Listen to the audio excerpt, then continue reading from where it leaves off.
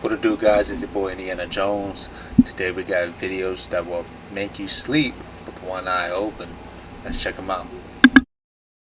Tyson Foods has dumped millions of pounds of toxic waste directly into American rivers and lakes over the past 5 years, according to an investigation covered by The Guardian. This includes nitrogen, phosphorus, chloride, oil, and cyanide coming from 41 Tyson slaughterhouses across 17 U.S. states. Tyson's 5 largest plants in Nebraska dumped more than 111 million pounds of pollutants into waterways between 2018 and 2022. This included 4 million pounds of nitrates. How can Tyson get away with it? Corruption and lobbying.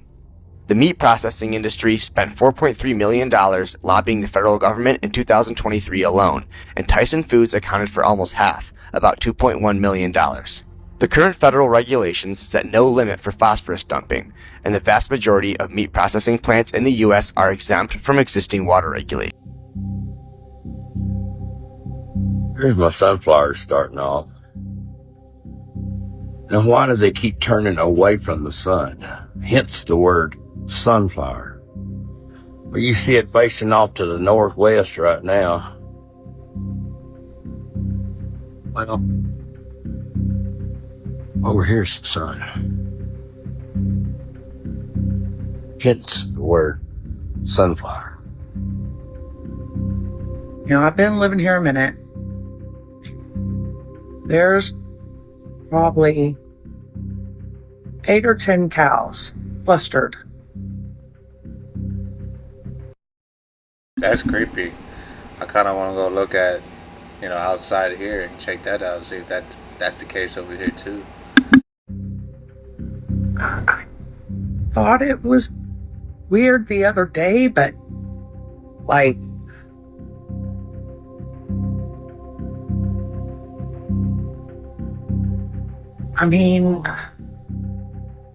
it's not even hot here yet. It's not even hot. What's up, TikTok? Is outside a while ago. I got my dog throwing his stick. We heard a bunch of coming across the street.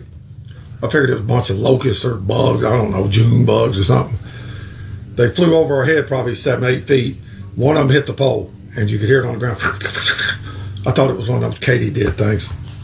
But you tell me, why in the would this right here be flying around? Somebody please explain to me. Whoa, is that supposed to be like a fly? I mean, I know they make like robot flies, robot fucking cockroaches and shit. But why do they make these? Are they trying to like spy on farmers and shit, or like what the hell? What the hell that is? And I found out as I was picking it up, if you squeeze that on the end on each end,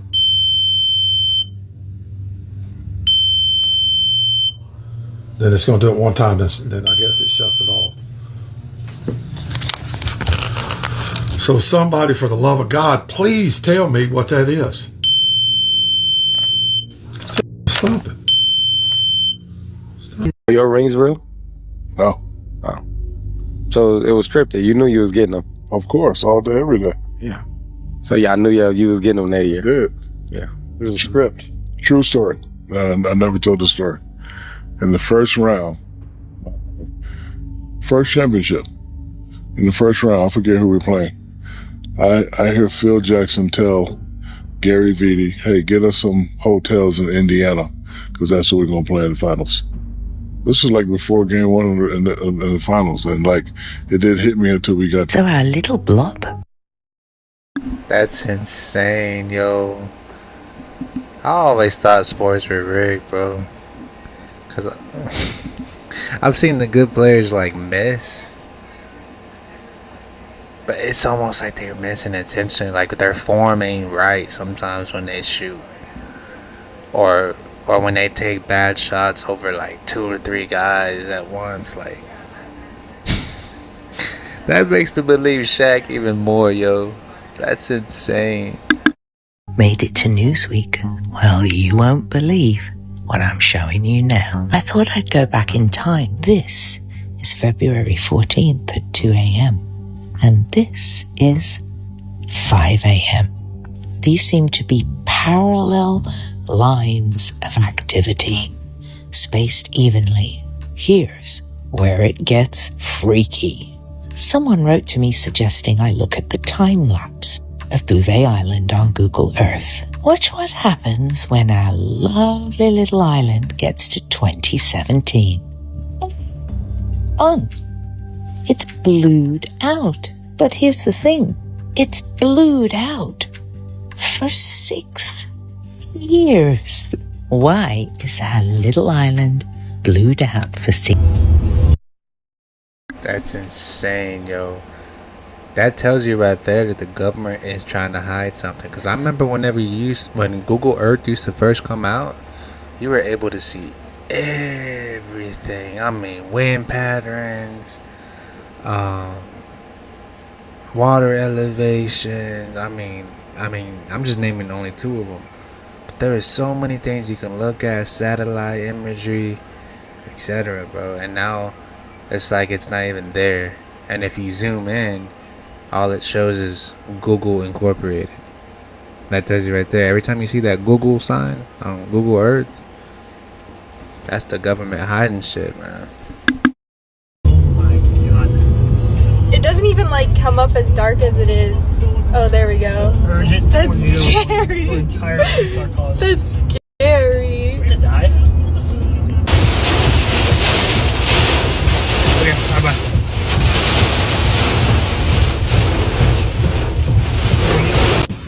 Bro, it's getting dark. Bro, you can't see it on camera, but it's getting. Oh, it's coming right under us, bro. I mean, right over us. Holy. Oh man, y'all pray for me, okay? It's about to go through y'all, bro. Oh yeah, we about to get wild. Right, coming in quick. Look him out there. Look him Oh, out watch there. out. Look him out there. I remember this first happening here in Houston. And man, let me tell you, it was supposed to be like a tornado warning initially, but they did not give us any warning, bro. Like, that shit just came in quick. Like, as soon as we got the Amber Alert, I kid you not, 5-10 minutes later, trees were falling down, branches were falling down, and then the whole entire sky just became black.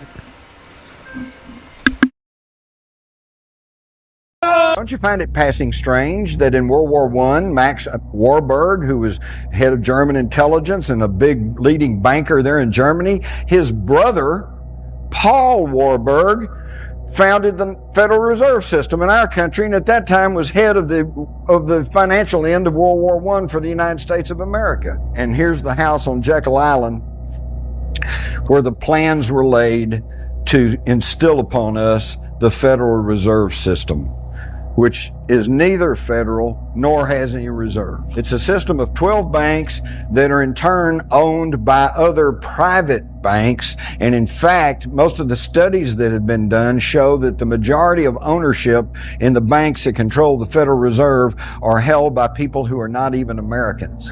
There's old Paul. He headed up the original Federal Reserve Board. And here we see Woodrow Wilson and Colonel House and his wife.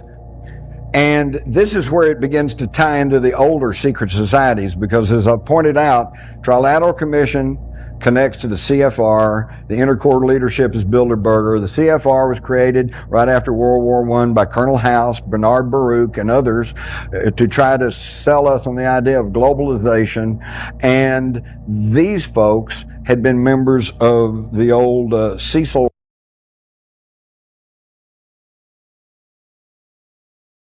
Yeah, I had to pause it right here just to give this a notice. The round table? Are they trying to do something like King Arthur or something? But this is with banks, yo. Club of Rome, Royal Institute, the Bilderberg Group, the United Nations, Council on Foreign Relations. Wow. This is my first time ever hearing about this. I mean, I know other banks are coming up and stuff, like the small ones that he mentioned. But I didn't know that they supported the bigger banks. That's insane. Rhodes secret society called the Round Table. Right, so check it out. ISS. Are they playing with layers? Like, where did this guy just faded in? He'll fade out in a second. This is live, or was live, right? This is live. Well, this is what we're seeing. And then, wait, that just shows you right there. It's all, right? This guy, where'd he go? And this is supposed to be live on TV. That's how we're seeing these, right? Like at one point, these were live. This is from their video.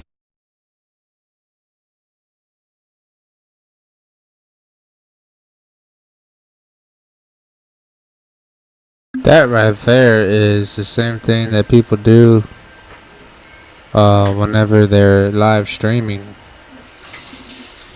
You know, you can cancel everything in the background, kind of like right here too, in my background. That's all that is. That's all NASA's doing. So it seems like they're just creating a stage in the background almost. Video. So this is showing you that they're using green screens and all sorts of stuff. And this one, what's going on there? Right?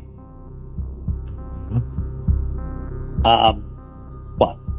So this is a close-up of the Mars rover, and we're zooming in on the picture. And as we zoom in, what do we see? A fly. A fly. Space fly to the first spot. There's life on Mars. That proves that there's life on Mars. Oh, this would be groundbreaking. Revolutionary. There must be water on Mars then, too. Must be. And more bugs for that thing to eat. Or maybe it eats space rocks. The first space-eating rocks fly. His Majesty, King Charles, just unveiled the latest portrait since his coronation. But people are pointing out some strange things about it. The first thing is that it kind of looks demonic and evil. The next thing is there is a monarch butterfly, which we know are sadly endangered, which we should do.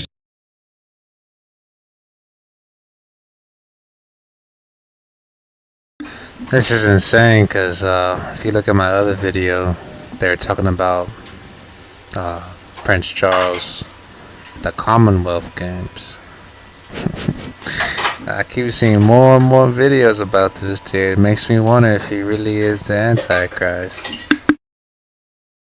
Something about, but Monarchs is usually referencing Project Monarch, which I'll let you research because it is quite shocking and I probably can't talk about it on here.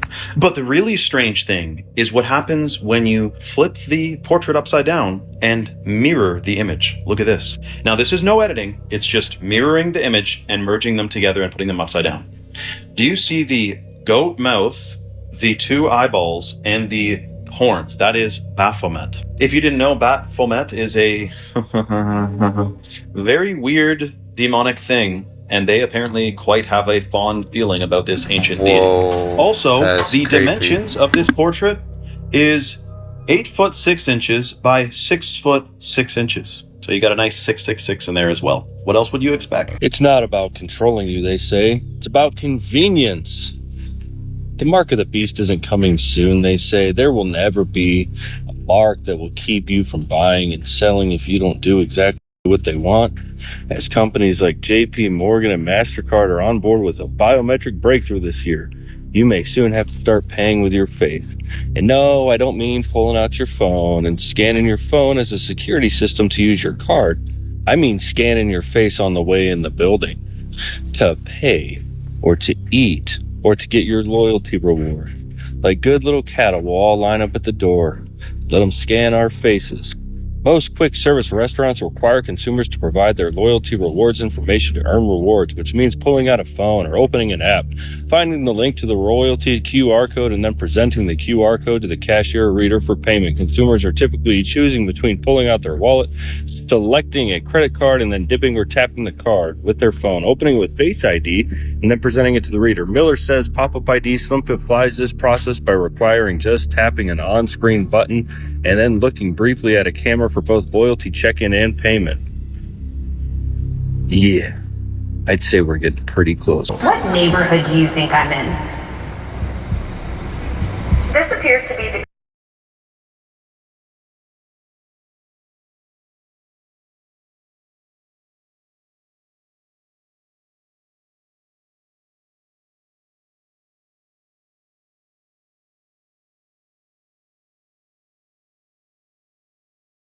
Yeah, this new AI stuff. Oh my god. Sooner or later, they're gonna make us start scanning with our fucking hands and God knows where else. Kinda like the VR shit. I don't know if y'all have seen VR movies or whatever, but y'all need to check out some VR movies, man. They'll tell you what's coming in the future. King's Cross area of London. It is known for its railway station and transportation connections. Do you remember where you saw my glasses? Yes, I do. Your glasses were on the desk near a red apple.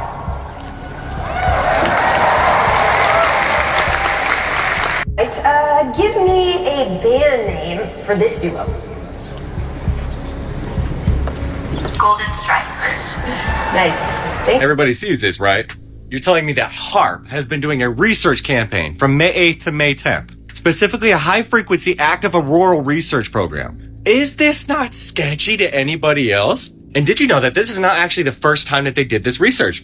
No, November of 2023, HARP, artificial air glow to light up the skies in Alaska. As you can see, anyone in Alaska was able to see the artificial air glow created by HARP. That time being a 4-day campaign. And supposedly on that day, HARP created an air glow at a specific point in the sky. They gave you a whole bunch of information as to how they've been planning this research for quite some time. As you can see, the National Science Foundation in 2021 awarded the UAF Geophysical Institute a 5-year, $9.3 million grant to establish the Sub-Auroral Geophysical Observatory at HARP. The observatory explores Earth's upper atmosphere and geospace environment, with scientists investigating ionosphere mechanisms that cause optical emissions, saying that they'll also try to understand whether certain plasma waves amplify other low-frequency waves, and they'll investigate how satellites can use plasma waves in the ionosphere for collision detection and avoidance. Each day of this experiment that happened in November, the airglow could be visible up to 300 miles from the HARP facility. Is that not sketchy to anybody? As you can see here, this was their most recent experiment. I'm sure it's no coincidence that the Aurora Borealis itself has been the farthest south as of recently than it's ever been in history. Quite literally visible in Alabama, even Florida.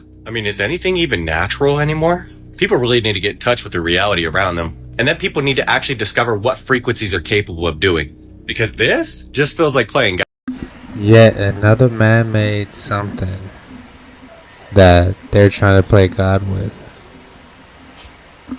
Like, why do y'all have to, like, create things that are really natural? You know, like the Northern Lights. Next thing you know, people are going to start recreating the Northern Lights and bring them over here to Texas and shit. Have an Xbox Game Pass? The FBI might be watching. The FBI and the Department of Homeland Security have partnered with gaming companies for information sharing to combat violent extremism. Allegedly, this aims to counter the spread of extremist ideologies. Alright guys, I hope y'all enjoyed this video. If y'all have any more information about these certain videos, please leave your comments and thoughts below.